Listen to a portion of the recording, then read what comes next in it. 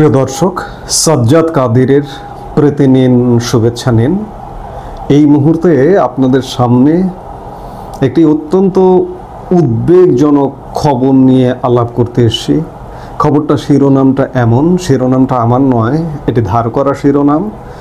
আজম পুত্রের নেতৃত্বে চেষ্টা ভারতে হামলার। আমি শুরুতেই বলেছি যে এই শিরোনামটি আমার ধার করা। আজকে 14 আগস্ট ভারতের আনন্দবাজার তাদের প্রিন্ট ভার্সনে একটি সংবাদ দিয়েছে, একটি খবর করেছে।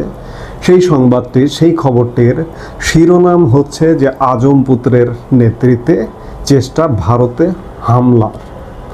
এই সংবাদের বিস্তারিত কি লেখা হয়েছে তাদের প্রিন্ট ভার্সনে এবং অনলাইনে যদি এটি পড়েন সেটাও আপনি, এটা সর্বসাধারণের জন্য উন্মুক্ত নয়। দিনের অন্য ভাগে নিশ্চয়ই আমাদের ভারতীয় দাদারাও অনেকে এটি নিয়ে আলাপ করবেন। আপনি বাংলাদেশের মানুষ যদি এটি পড়তে চান পড়তেও পারবেন না, অনলাইনে পেইড ভার্সনে গিয়ে পড়তে হয়। প্রিন্ট ভার্সন বাংলাদেশে পাবেনও না, যার কারণে বাংলাদেশের মানুষের হাতে হাতে এটি পৌঁছানোর কোনো সুযোগ নেই। কিন্তু এই সংবাদটি যথেষ্ট উদ্বেগের, যথেষ্ট উৎকণ্ঠার। আজম পুত্র, এই সংবাদের সার সংক্ষেপে বলা হচ্ছে যে ওয়াকিবহাল মহলের বড় অংশের মতে প্রশাসনের শীর্ষ স্তরের গুরুত্বপূর্ণ পদগুলিতে জামাতে ইসলামী মনোভাবাপন্ন বসানো হয়েছে। সেনাবাহিনীতেও ইসলামিকীকরণের প্রবল চেষ্টা চালাচ্ছে মৌলবাদীরা। এই ঘটনাটির ব্যাখ্যা যেটি দিয়েছে, এটি গত বছরের জুলাই আগস্টের অর্থাৎ 5 আগস্ট আওয়ামী লীগ সরকার পতনের পর থেকে প্রশাসনের শীর্ষ পদে জামায়াতে ইসলামী মনোভাবাপন্ন মানেই তারা পাকিস্তানপন্থী প্রশাসনে এবং সেনাবাহিনীতেও এই বিষয়টি প্রবলভাবে আছে। এবং আজম পুত্র তিনিও সেনাবাহিনীর একজন বরখাস্ত, পরবর্তীতে তার বরখাস্ত আদেশ বাদ করা হয়। সেনাবাহিনীর একজন অবসরপ্রাপ্ত এখন ব্রিগেডিয়ার জেনারেল আবদুল্লাহ আমান আজমি। এই আবদুল্লাহ আমান আজমির পরিচয়টা আপনারা জানেন যে তিনি জামায়াতে ইসলামীর সাবেক আমির গোলাম আজমের পুত্র। তার নেতৃত্বে বলা হচ্ছে ভারতীয় গণমাধ্যমে যে ভারতে হামলার ছক কষা হচ্ছে, তার নেতৃত্বে চেষ্টা হচ্ছে ভারতে হামলার। এই ঘটনাটি যদি হয়ে থাকে তাহলে বাংলাদেশের জন্য যথেষ্ট উদ্বেগের, উৎকণ্ঠার কারণ আছে। ব্রিগেডিয়ার জেনারেল অবসরপ্রাপ্ত আবদুল্লাহ আমান আজমির তিনি নিখোঁজ ছিলেন, মাঝখানে নিখোঁজ ছিলেন। তিনি কোথায় ছিলেন আমরা জানি না। তিনি নিখোঁজ হবার পর 6 আগস্ট, সম্ভবত গত বছরের 6 আগস্ট তিনি উদ্ধার হন। কথিত আয়নাঘর থেকে উদ্ধার হয়েছেন তারা সেটিই বলছেন। এবং উদ্ধার হবার পরেও তিনি নানা রকম বিতর্কিত মন্তব্য করেছেন। ইতিমধ্যে আমাদের জাতীয় সঙ্গীত নিয়ে মন্তব্য করেছেন।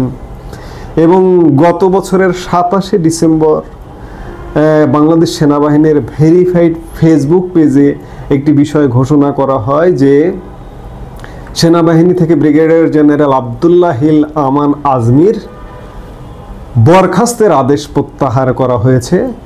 সেনাবাহিনীর ফেসবুক পোস্টে বলা হয়েছিল যে গত 24শে ডিসেম্বর ব্রিগেডিয়ার জেনারেল আবদুল্লাহ আমান আজমিকে তার বরখাস্তের আদেশ বাতিল করে 2009 সালের 24 জুন থেকে ভূতাপেক্ষভাবে আকালীন বাধ্যতামূলক অবসর প্রদান করা হয়েছে।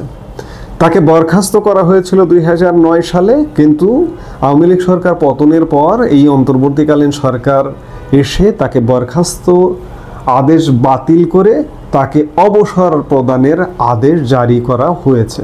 আর আবদুল্লাহ আমান আজমি একদিকে জামাতে আমিরের ছেলে, আরেকদিকে প্রচণ্ড ভারত বিরোধী, প্রচণ্ড ভারত বিদ্বেষী। এবং তিনি তার এক সাক্ষাৎকারে বলেছিল যে আমার ভারত বিরোধিতার কারণেই আমাকে সেনাবাহিনী থেকে চাকরিচ্যুত করা হয়েছে, বরখাস্ত করা হয়েছে। এবং তিনি এই যে মুক্ত হবার পরে তাকে যখন খুঁজে পাওয়া গেল, তিনি নিখোঁজ ছিলেন।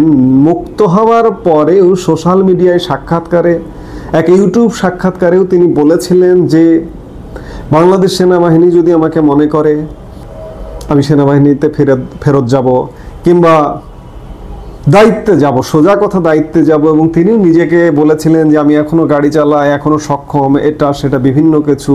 অতীতের দু একজন সেনা প্রধান হয়েছিলেন অবসর থেকে এসে, জেনারেল আতাউল গনি ওসমানী। এখন ভারতীয় গণমাধ্যম বলছে যে আমান আজমিকে দিয়ে ভারতে হামলার ছক কষা হচ্ছে।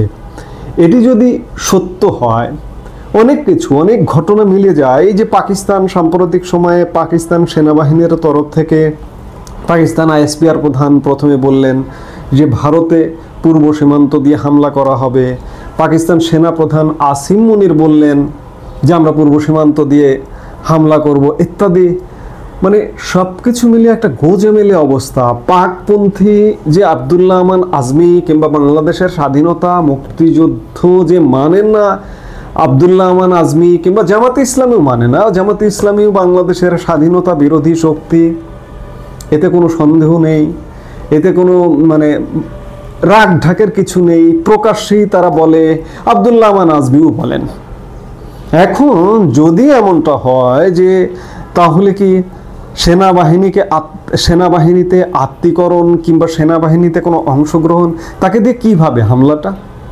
এই প্রশ্নটা যে তাকে দিয়ে, তাকে কেন ভারতীয় গণমাধ্যম তাকে কেন ভাবছে এমনটা, নিশ্চয়ই ভাববার কারণ আছে। নিশ্চয়ই গোয়েন্দাদের কাছে ভারতীয় গোয়েন্দা শ্রেষ্ঠত্বের জায়গায় দাবি রাখে যে ভারতীয় গোয়েন্দা তৎপরতা, বাংলাদেশেও যদি বলেন যে ভারতীয় গোয়েন্দা তৎপরতা, রয়ের তৎপরতা কতটা অ্যাক্টিভ, যে বাংলাদেশের সেনাবাহিনীতে কি ঘটছে, প্রশাসনে কি ঘটছে, সব খবর তাদের কাছে চলে যায়।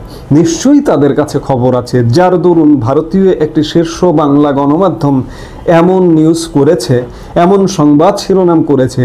যদি ঘটনাটি সত্য হয় তাহলে বাংলাদেশের কপালে নির্ঘাত দুঃখ আছে। বাংলাদেশ থেকে যদি বাংলাদেশি কোনো ব্যক্তি, সেটি জামাত হোক, শিবির হোক বা যেই হোক না কেন, তার নেতৃত্বে যদি হামলা হয় বা হামলার ছক কষা হয়, এই বাংলাদেশের দুর্গতি বাঁচাতে আলটিমেটলি পাকিস্তানও আসবে না, মার্কিন যুক্তরাষ্ট্র আসবে না, বাংলাদেশের মানুষকেই ভুগতে হবে, বাংলাদেশের মানুষকেই সাফার করতে হবে।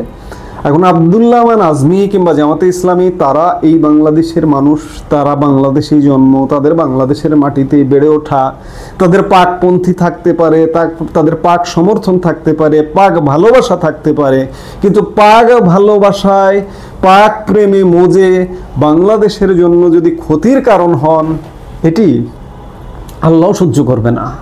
আপনারা তো আল্লাহর আইন চান, সৎলোকের শাসন চান। আপনাদেরকে বলবো যে আপনারা দয়া করে এমন কোনো আত্মঘাতী কর্মকাণ্ডে জড়াবেন না। আমি বলছি না, আমি যে কথাগুলো বলছি এগুলো ভারতীয় গণমাধ্যমের এই সংবাদের আলোকে কথাগুলো বলছি। আমি আমার থেকে মন গড়া একটি কথাও এই মিডিয়াতে এসে বলি না। কোনো না কোনো সোর্স থেকে, কোনো না কোনো সংবাদ মাধ্যম থেকে সংবাদ পেয়ে তখনই বলি। আমার বলাটা এই জন্যই যে যদি এ ধরনের কোনো পরিকল্পনা করেও থাকেন, জামাত ইসলামী বলুন, আবদুল্লাহ আমান আজমি বলুন, সেনাবাহিনীতে প্রভাব বিস্তার করে বলুন, যেভাবেই হোক না কেন, এটি হবে বাংলাদেশের জন্য একটি চরম আত্মঘাতী ঘটনা। আমরা আজ আশা করব, প্রত্যাশা করব যে আপনার মতের সাথে আমার মত নাও মিলতে পারে, আপনি পাকিস্তান প্রেম থাকতে পারে, আপনার পাকিস্তানের প্রতি ভালোবাসা থাকতে পারে, আমার ভারতের প্রতি ভালোবাসা থাকতে পারে, ভারতের প্রতি প্রেম থাকতে পারে। কারণ আমার জন্ম, আমার বাংলাদেশের জন্ম কিন্তু বিশাল ভারতবর্ষ থেকে। ভারত থেকে আমরা হয়েছি পূর্ব পাকিস্তান, পশ্চিম পাকিস্তান, পূর্ব পাকিস্তান মিলিয়ে পূর্ব পাকিস্তান প্রদেশ, তৎপরবর্তীকালে আমরা বাংলাদেশ। আমার সেই পূর্বের অতীতের সেই ভারতের প্রতি আমার প্রীতি থাকতেই পারে, আপনি আমাকে নিষেধ করতে পারেন না, নিষেধ করবার কেউ না। কিংবা আপনি যখন ভাগ হয়ে পাকিস্তানে গেলেন, পাকিস্তানের প্রতি আপনার প্রীতি থাকতে পারে, আপনি সেটাও নিষেধ করবার কেউ না। আপনার যদি পীড়িত থাকে, থাকতে পারে। কিন্তু পাকিস্তানের সাথে মজে এমন কোনো কর্মকাণ্ড কেউ করবেন না, কিংবা আমি ভারতের সাথে মজে এমন কোনো কর্মকাণ্ড করব না যেটি বাংলাদেশের স্বাধীনতা, সার্বভৌমত্বের জন্য ক্ষতিকারক হয়।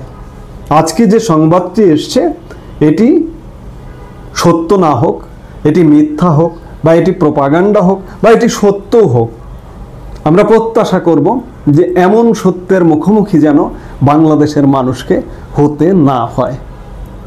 এই মুহূর্তে এ পর্যন্তই। সবাই সুস্থ থাকুন, ভালো থাকুন।